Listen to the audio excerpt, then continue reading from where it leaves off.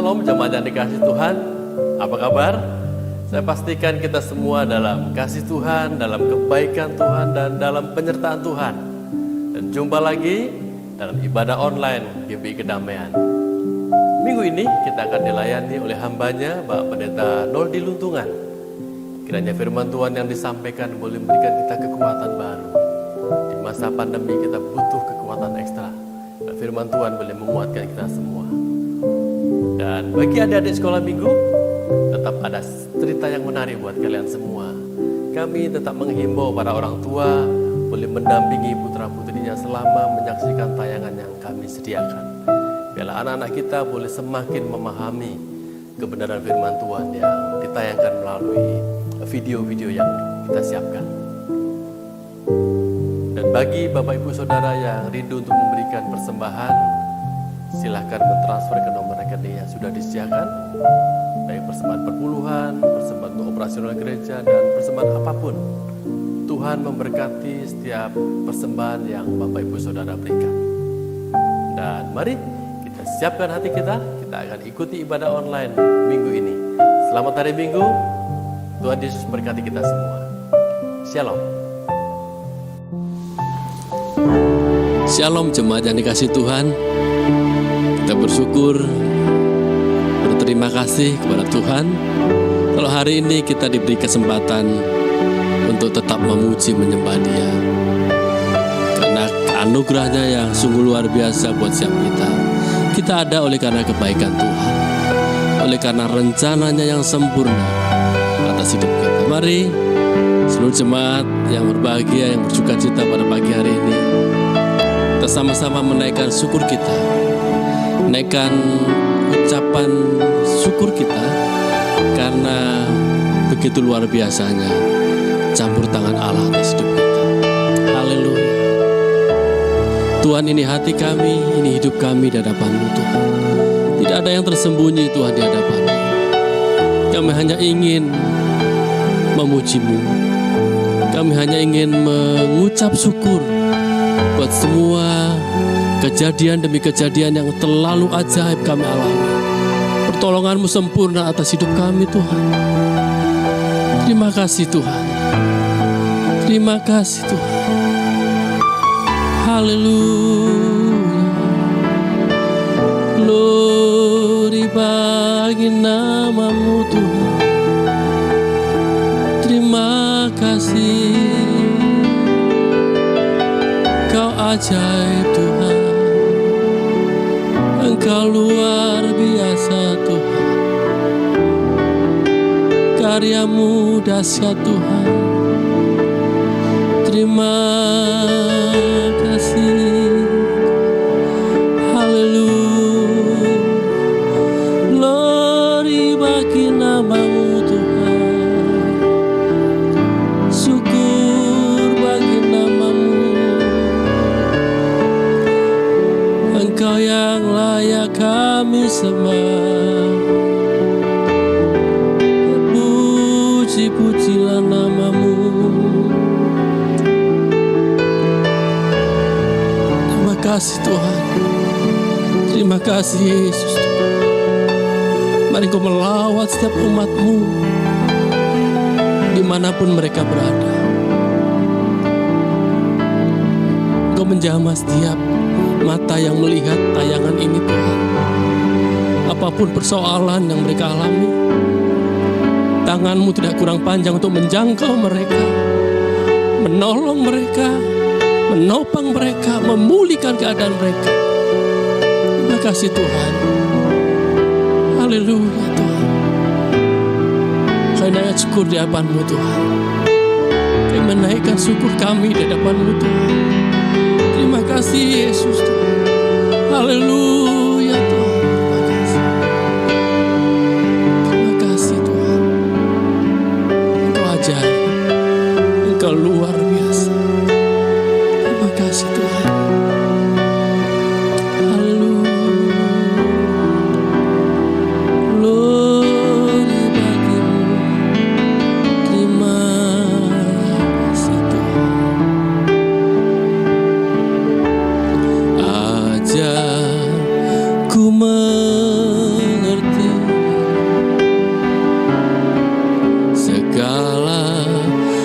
rencanamu, ajarku berharap hanya padamu. Pimpinlah jalan kami Tuhan, pimpinlah jalanku dalam terang firman-Mu. Ajarku berharap hanya padamu. Bapakku ajaib, Bapakku ajaib, segala rancangan-Mu. Tuhanku, heran perbuatan-Mu. Engkau sanggup mengadakan segala yang ku perlukan menurut kehendak-Mu. Terjadilah. Katakan sekali lagi. Ajarku mengerti segala rencana-Mu. Ajarku berharap hanya padamu. Pimpinlah jalanku, pimpinlah jalanku dalam terang firman-Mu. Ajarku berserah hanya padamu. Bapakku ajaib, Bapakku ajaib, segala rancangan-Mu. Tuhanku, heran perbuatan-Mu. Engkau sanggup mengadakan segala yang ku perlukan menurut kehendak-Mu. Terjadilah.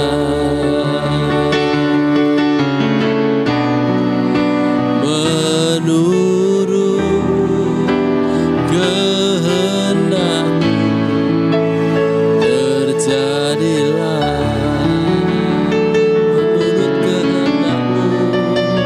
Menurut kehendak-Mu. Terjadilah.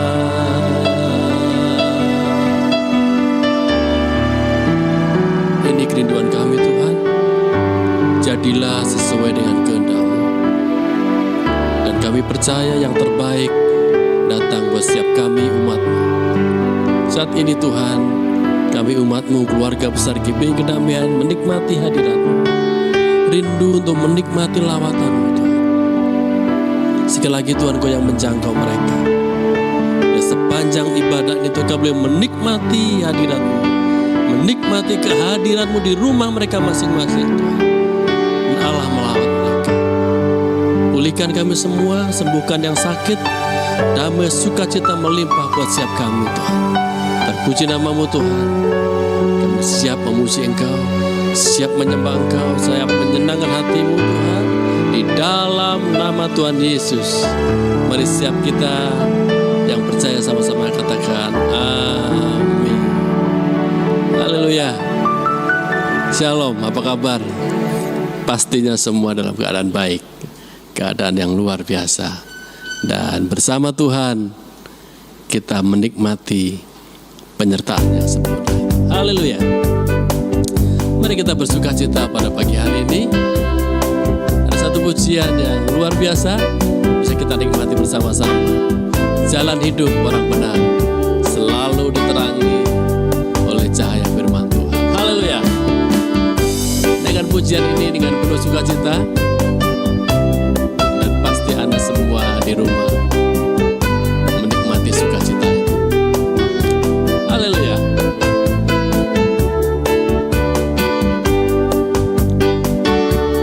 Jalan hidup orang benar diterangi oleh cahaya firman Tuhan. Jalan hidup orang benar semakin terang hingga rembang tengah hari. Apabila ia jatuh, tidaklah dibiarkan sampai tergeletak, sebab tangan Tuhan jua yang menopangnya dan membangunkan dia kembali. Amin. Jalan hidup orang benar diterangi oleh cahaya firman Tuhan. Jalan hidup orang benar semakin terang hingga rembang tengah hari.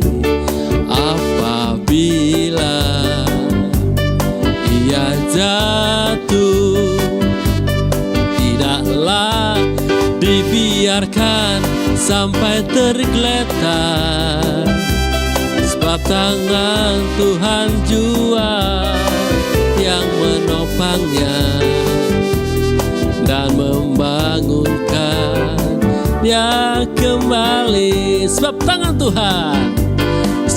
tangan Tuhan jua yang menopangnya dan membangunkan dia kembali.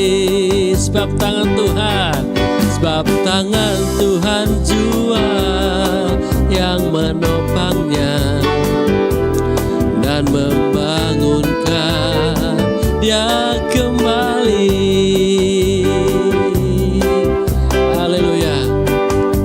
Itulah indahnya kalau kita berharap sungguh kepada Tuhan. Tangan Tuhan yang selalu menopang setiap hidup kita. Mari jemaat Tuhan, kita akan siapkan hati kita. Tuhan akan melawat kita melalui firman Tuhan. Kita percaya bahwa firman-Nya akan memulihkan hidup kita, akan memberkati setiap kita, akan menguatkan setiap kita. Dalam masa pandemi yang masih berlangsung sampai hari ini, kita percaya kita butuh kekuatan ekstra dari Tuhan. Hanya berharap kepadanya, hanya mengandalkan Tuhan, dan percaya sepenuhnya akan janji Tuhan, maka kita akan menikmati sukacita, damai sejahtera dalam hidup kita. Kita rindu Allah penuhi kita dengan firman-Nya, dengan Roh-Nya yang kudus, supaya kita mengerti apa rencana Tuhan dalam hidup kita.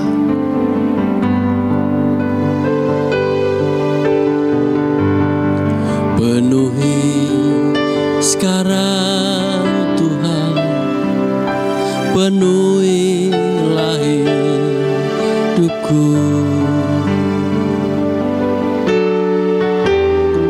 Hatiku bagai tanah gersang, merindukan jamahan Roh Kudus. Hidupku bagai bejana, ku bawa ke sungai-Mu Tuhan. Ingin ku ragu kesejukan air hidup-Mu Tuhan. Penuhi aku sekarang, penuhilah hidupku. Hanya Engkau yang ku rindu, jamalah hidupku Tuhan. Penuhi sekarang Tuhan, penuhilah hidupku. Hatiku bagai tanah gersang, merindukan jamahan Roh Kudus.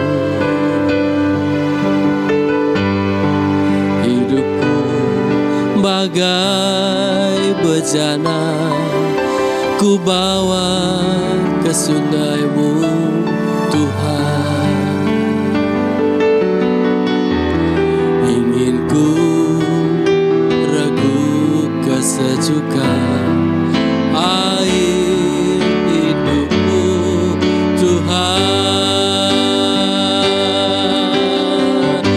Penuhi aku sekarang, penuhilah hidupku. Hanya Engkau yang ku rindu, jamalah hidupku Tuhan. Penuhi aku sekarang, penuhi aku sekarang, penuhilah hidupku. Hanya Engkau yang ku rindu, jamalah hidupku Tuhan. Hanya Engkau yang ku rindu, jamalah hidupku Tuhan. Hanya Engkau yang ku rindu, jamalah hidupku Tuhan.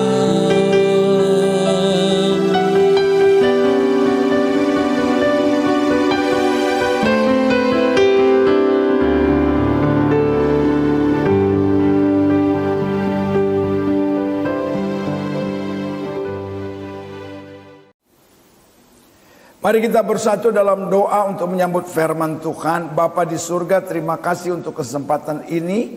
Kami boleh hadir untuk mendengarkan firman-Mu. Biarlah kiranya Engkau mengurapi setiap kami dan menyatakan isi hati Engkau, menyatakan kehendak Engkau.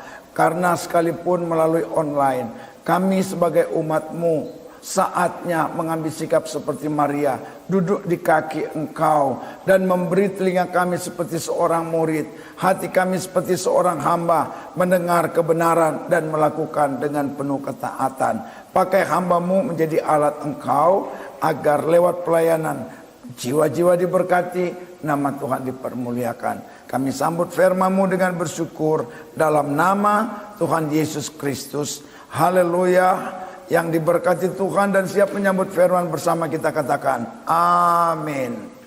Selamat pagi Bapak Ibu sudah dikasih Tuhan, shalom. Saat ini kita akan sama-sama mendengarkan firman Tuhan dengan tema sederhana, penuh Roh Kudus. Kenapa tema ini saya angkat? Ya karena kita masih ada dalam suasana, karena 1-2 minggu sebelumnya kita gereja, khususnya mereka yang masih menjalani semacam tradisi Pentakosta, mereka selama 10 hari berkumpul di satu tempat untuk berdoa, untuk membaca firman, untuk saling firman, dan puncaknya di hari ke-10 adalah hari pencurahan Roh Kudus.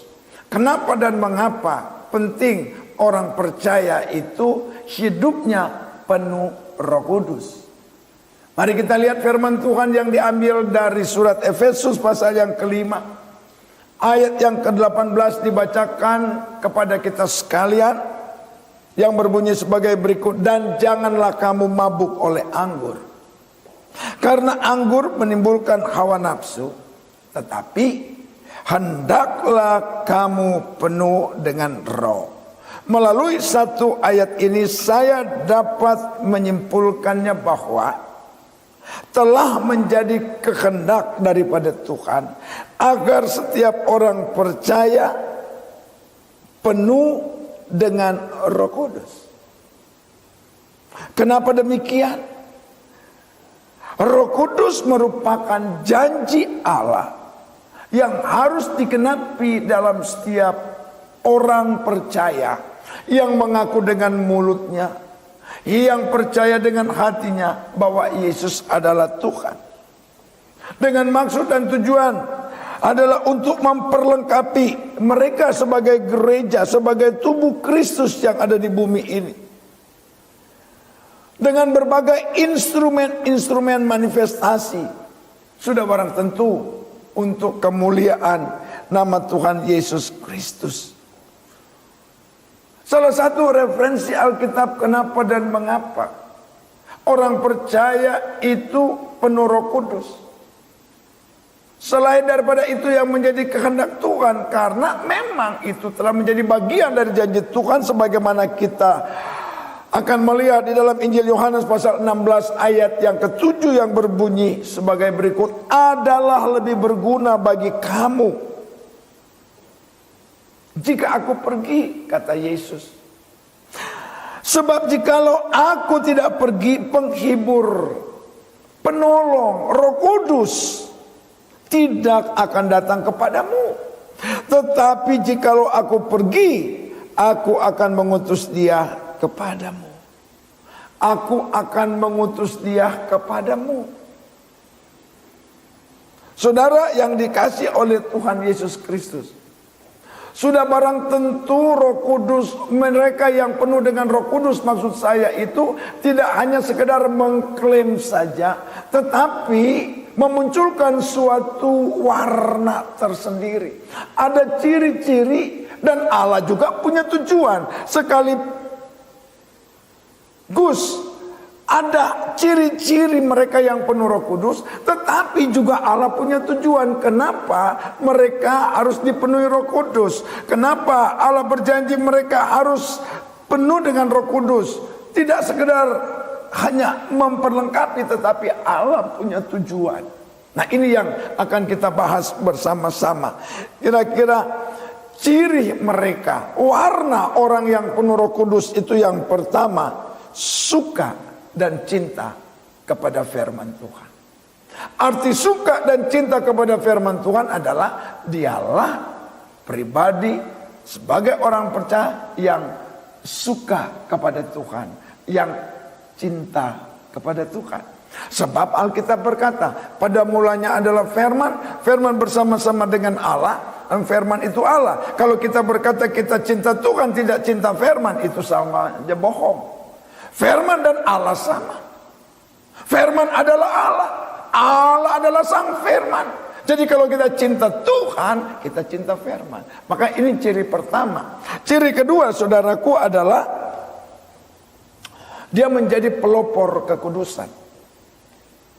Orang yang penuh Roh Kudus Bukan hanya hidup kudus, tapi bahkan menjadi pelopor kekudusan.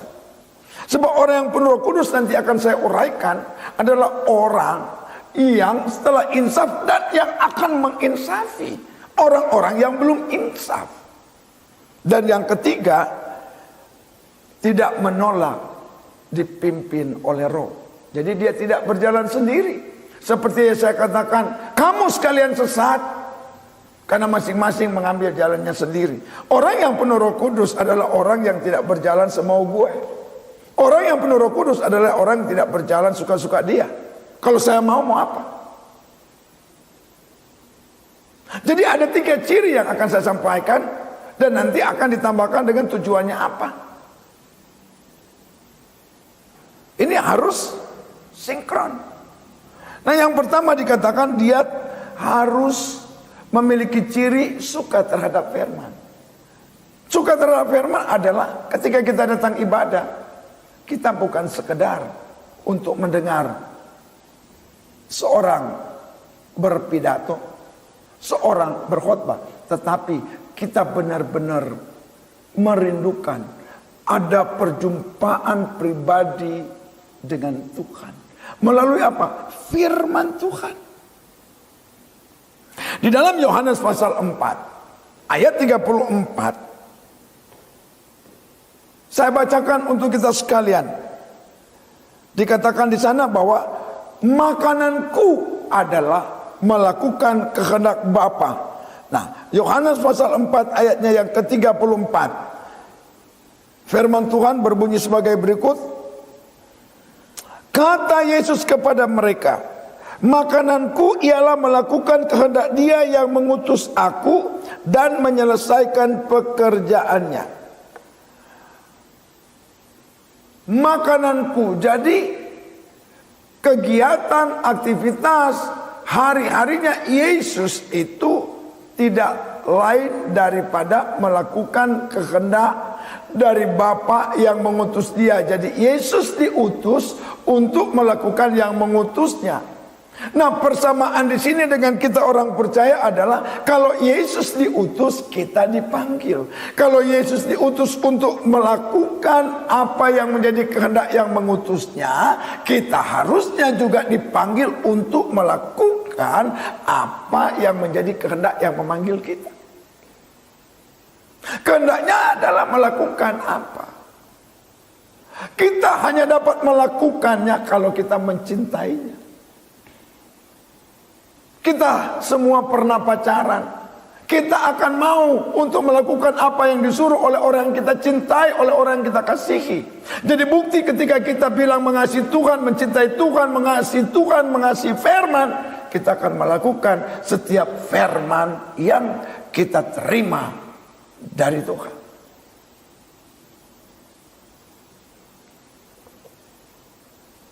Jikalau tidak, itu sama aja bohong. Melakukan kehendak Bapa merupakan hal yang paling utama, merupakan hal yang utama bagi Yesus yang diutus. Dan ini harus ada di jiwa kita. Melakukan kehendak Tuhan, kehendak firman adalah hal yang utama, terutama di dalam diri kita sebagai orang yang dipanggil.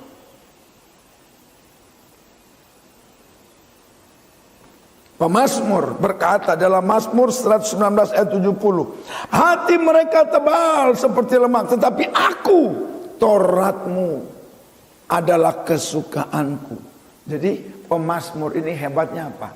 Taurat, firman menjadi apa? Kesukaan jiwanya, kesukaan pikirannya, kesukaan hidupnya. Saudara, kita mengenal seorang jenderal dari Amerika, namanya Jenderal Douglas MacArthur. Dia pernah menulis kata-kata sebagai berikut.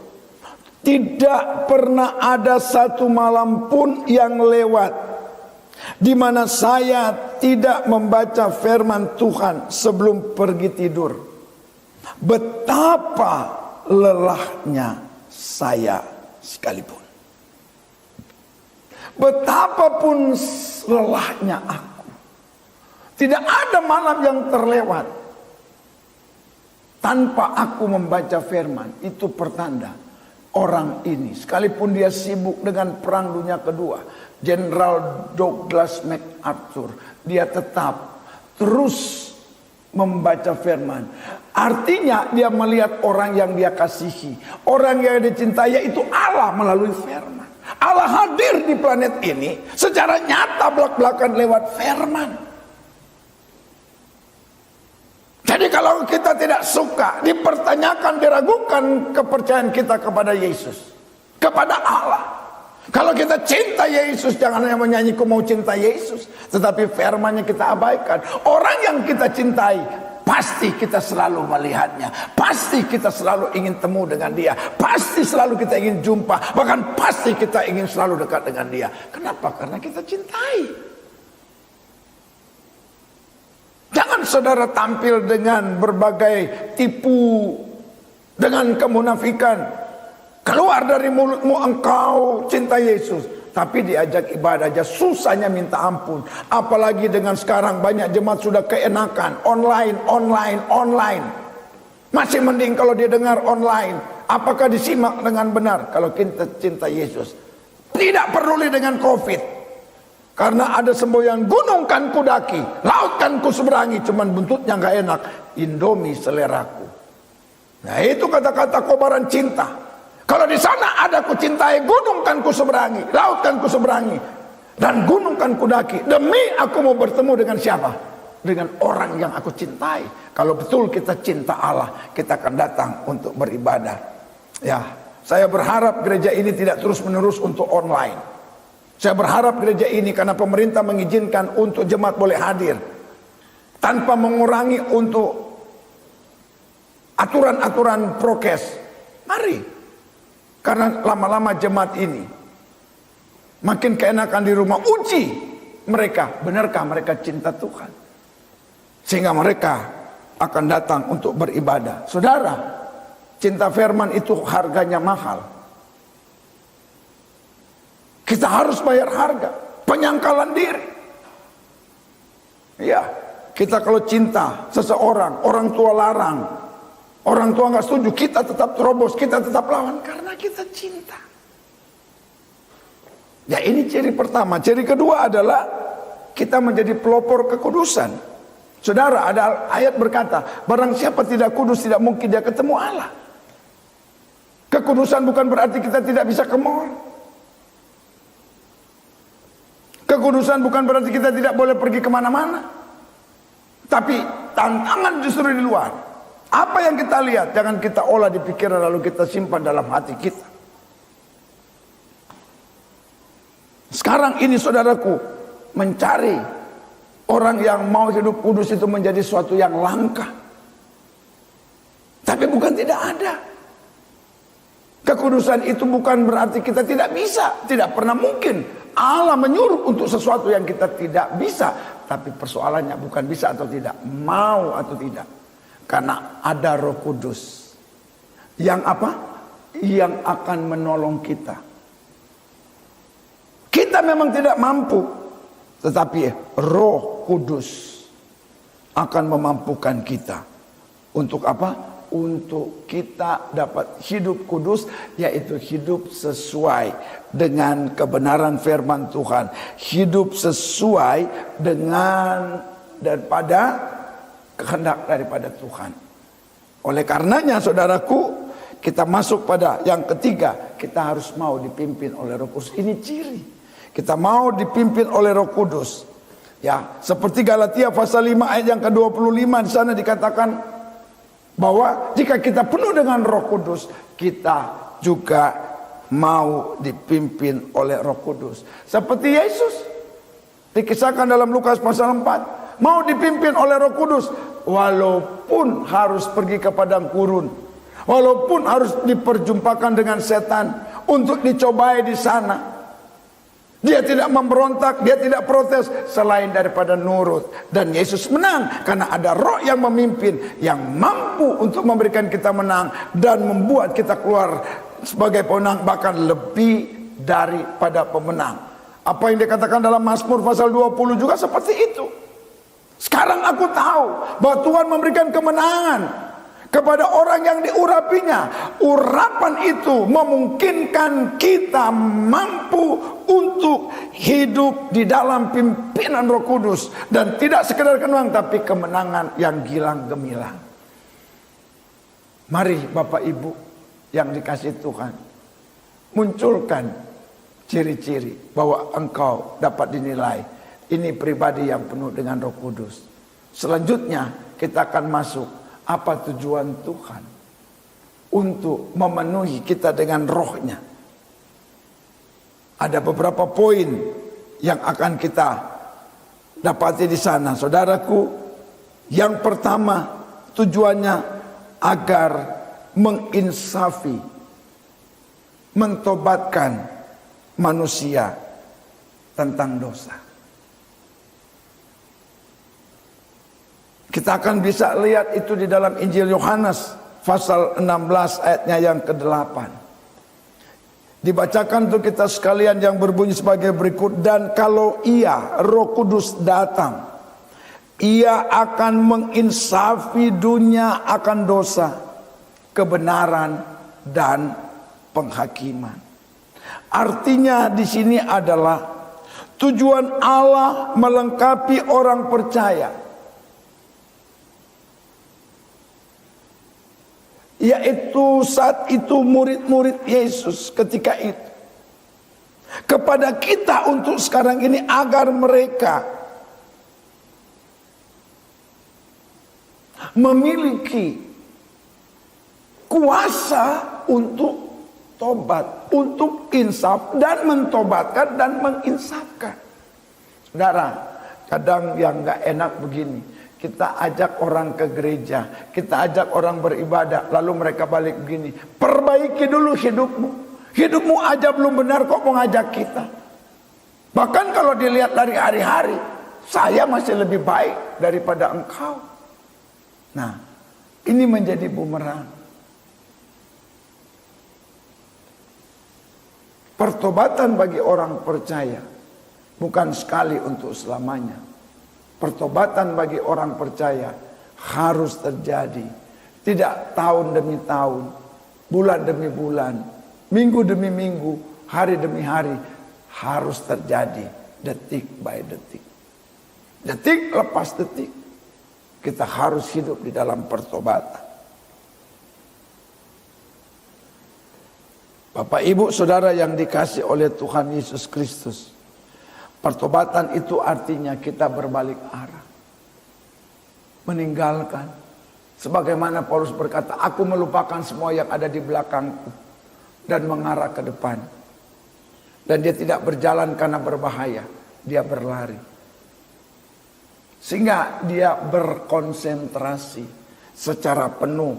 Dia punya fokus kepada Tuhan yang tidak akan mungkin dapat mengalihkan tatapan kita kepada hal-hal yang berbau dosa, baik yang ada di kiri hidup kita, yang ada di kanan hidup kita, apalagi yang ada di belakang kita.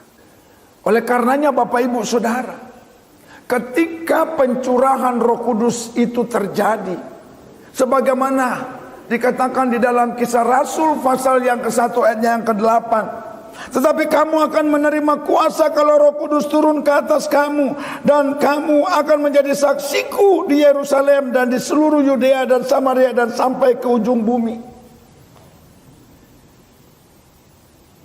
Kita akan bisa dipakai Tuhan untuk mentobatkan orang, baik dari lingkungan kecil lalu melebar ke lingkungan yang besar, dan tidak menutup kemungkinan Tuhan memakai sampai ke ujung bumi.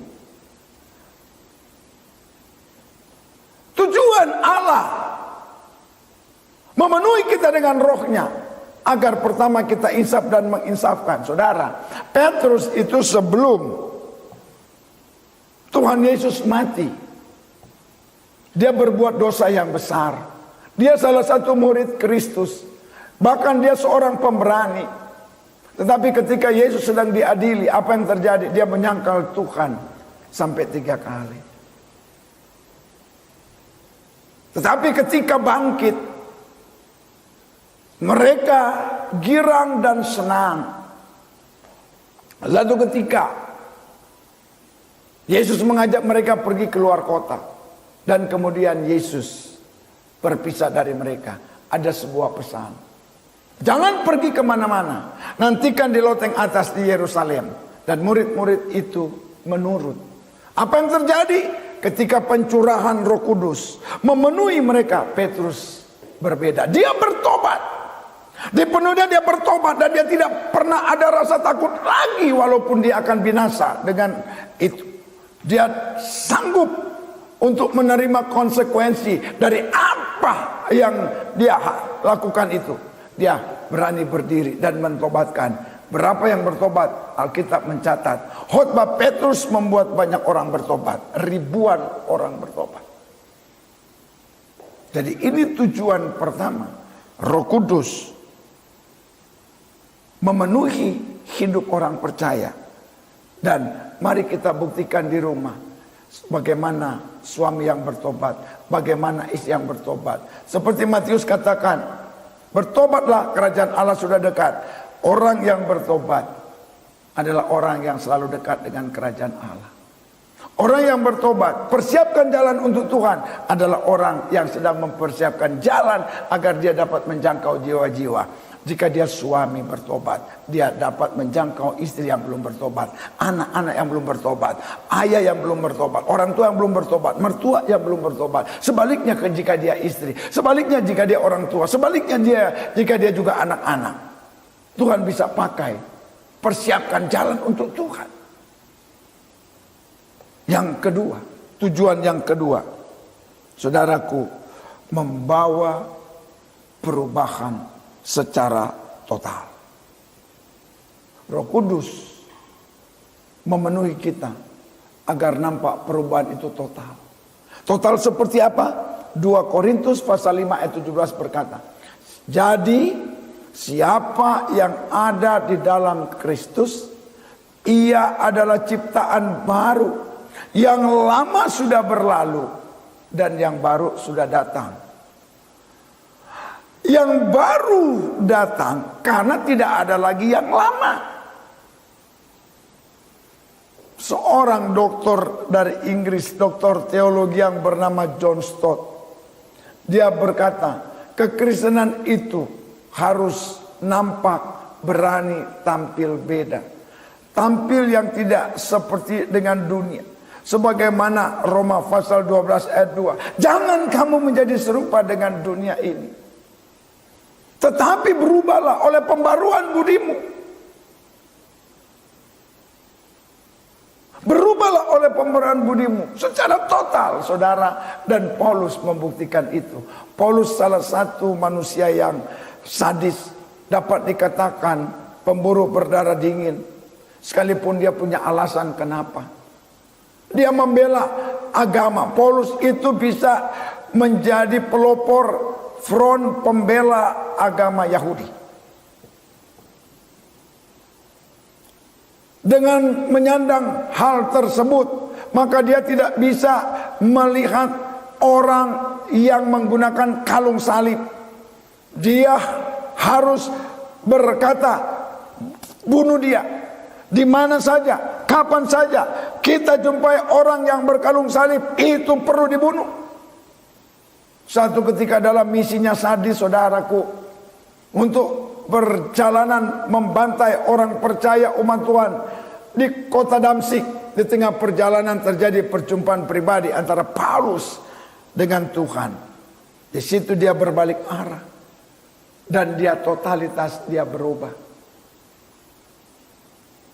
Totalitas dia berubah. Bukan lagi Paulus yang menjadi penganiaya umat Tuhan. Bukan lagi Paulus yang membunuh umat Tuhan. Tapi Paulus yang berubah untuk menyampaikan Injil Kristus.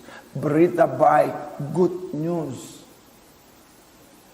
Maka kemudian dalam surat Galatia apa yang Paulus bilang? Ciri dia berubah adalah hidupku bukannya aku lagi, tetapi Kristus yang hidup di dalam hidupku. Aku telah mati untuk hukum Taurat. Aku telah mati untuk hal-hal yang berkaitan dengan banyak keinginan daging dan keinginan dunia. Namun aku hidupkan katanya. Tapi bukan aku yang hidup, melainkan Kristus yang hidup di dalam hidupku. Yang lama telah aku salibkan. Saudaraku, salah satu simbol baptis, istilahnya mati bersama Kristus dan bangkit bersama Kristus. Hidupan lama kita matikan, dikuburkan dalam baptisan air. Lalu yang muncul adalah suatu kehidupan baru.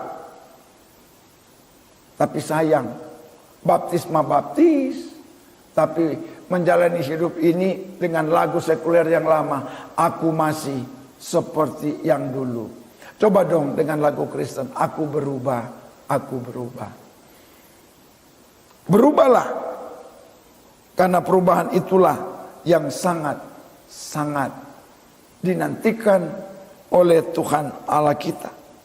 Nah saudaraku, Paulus berkata dalam Filipi pasal 3 ayat 7 dan 8, dia meninggalkan semua.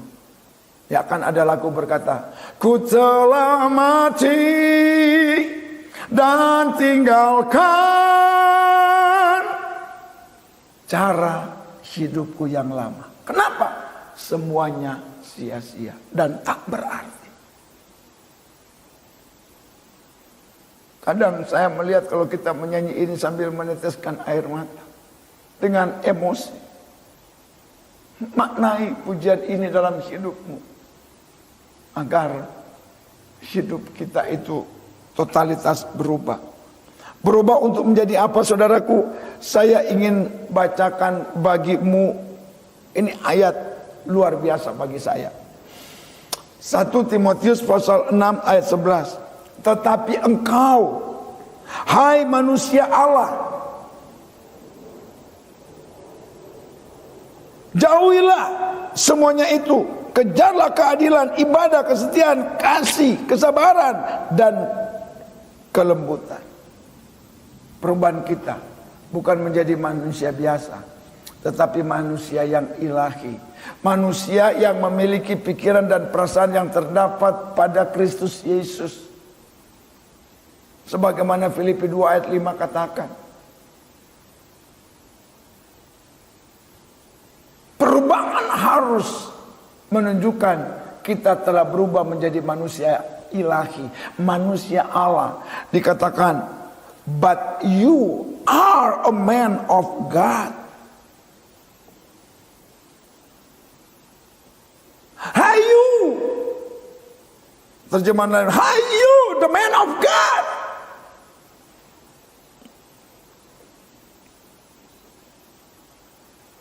Manusia lama itu bukan manusia itu seperti binatang buas.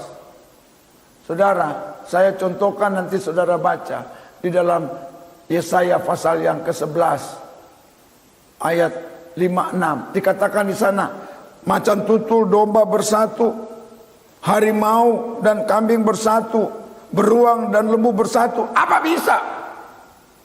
Logika kita bilang tidak bisa. Kalau kita kandangin mereka, pasti kambing akan mati.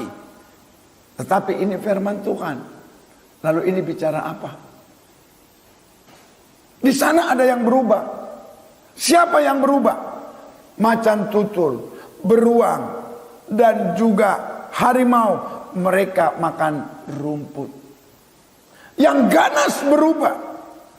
Kalau saja domba, kambing berubah. Yang biasa makan rumput, makan kambing.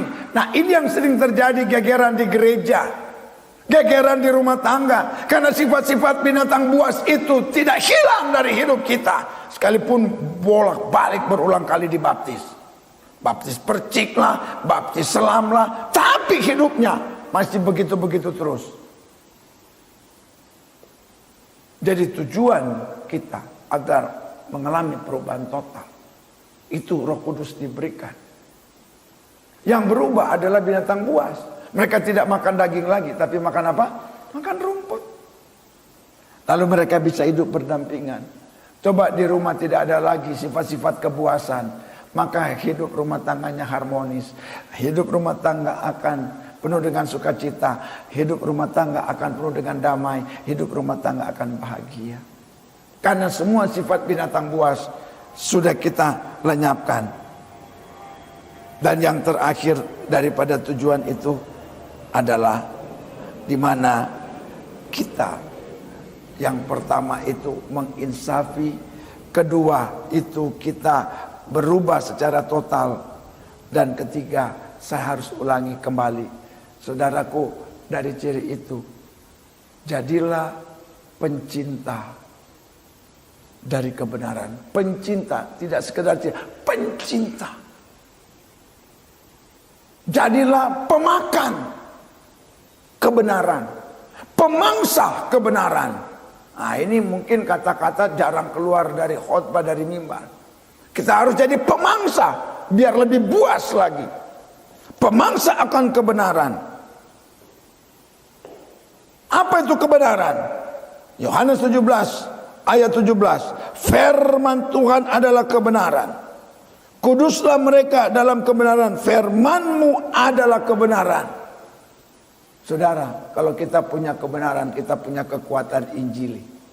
Karena Paulus bilang dalam surat Roma bahwa Injil adalah kekuatan Allah. Demikian yang saya bisa sampaikan kepada saudara. Bertalian dengan kita masih belum jauh dari jarak Roh Kudus dicurahkan. Jadi masih relevan untuk bicara tentang Roh Kudus, sekalipun kita bicaranya sudah di bulan Juni. Karena kita masih berada dalam satu euforia dalam hal mengingat tradisi gereja tentang pencurahan Roh Kudus itu. Tapi ingat, Roh Kudus tidak hanya memunculkan ciri-ciri orang bisa berbahasa roh, tapi lebih daripada itu, lebih signifikan lagi, karena Allah punya tujuan untuk menjadikan kita apa? Pemangsa, pencinta dan pemangsa daripada firman Tuhan. Bahkan kalau boleh saya pakai lagi kata pelahap firman Tuhan. Kalau kita tidak mangsa dan lahap tentang firman Tuhan, ambruk kita dengan kondisi saat ini, hancur kita dengan berbagai tawaran-tawaran ini. Iman kita akan menjadi lemah jika engkau mau kuat. Tidak ada pilihan, tidak boleh tawar.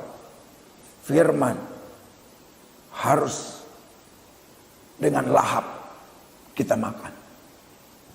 Nah, Bapak Ibu Saudara yang dikasihi oleh Tuhan Yesus Kristus, saya akan menutup dengan sebuah ayat yang diambil dari Amsal 23:23. Belilah kebenaran dan jangan menjualnya. Belilah kebenaran, artinya untuk kita mau jadi pelahap firman harus bayar harga. Hancurkan keinginan mata, keinginan hati, keinginan dunia.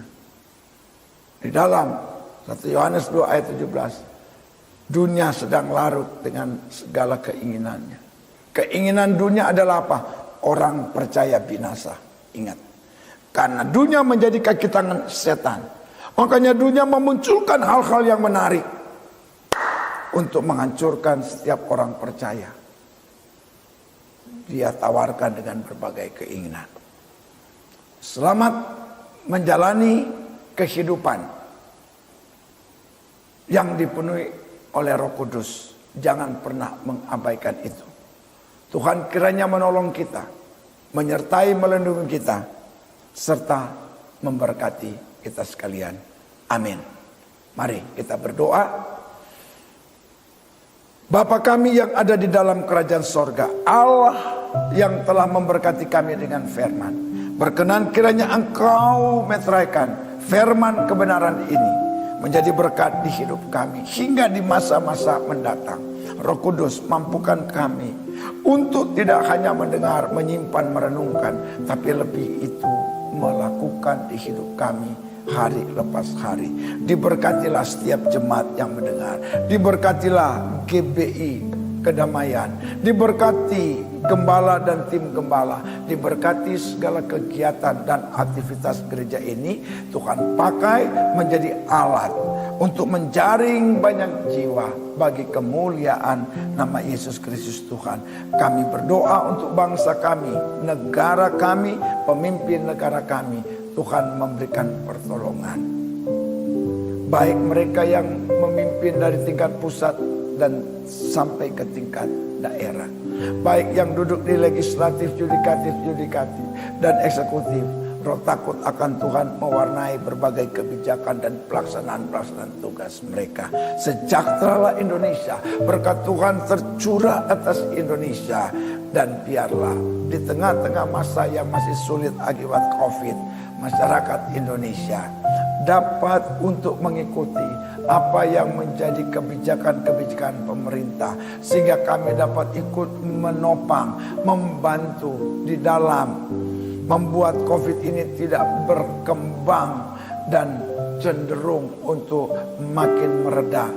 Dan Tuhan tolong anak bangsa ini agar kami termasuk orang percaya untuk mendukung program-program pemerintah.